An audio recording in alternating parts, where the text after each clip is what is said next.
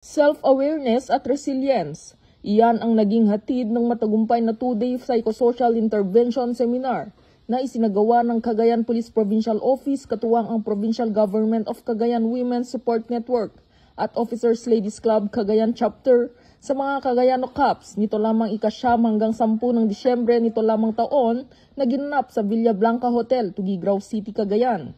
Mga nakatalaga sa Women's and Children Protection Desk sa iba't ibang istasyon sa lalawigan at sa provincial headquarters. Ang mga naging participants sa naturang seminar na naglalayong palakasin ang kanilang mental well-being, self-awareness at kakayahang harapin ang mga stress at emotional na hamon sa kanilang serbisyo.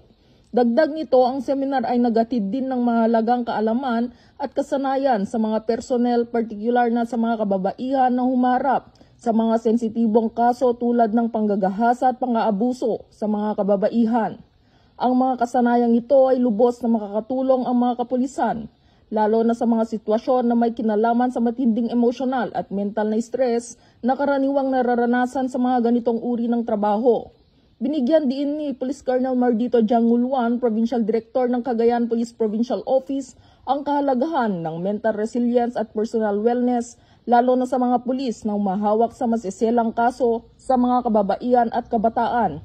Ang mga ganitong hakbangin ng kapulisan ay upang bigyang pansin ang mental health and awareness ng mga kapulisan upang mas lalo nilang mapagtibay ang kanilang pagseserbisyong publiko tungo sa mas maayos at maunlad na pamayanan.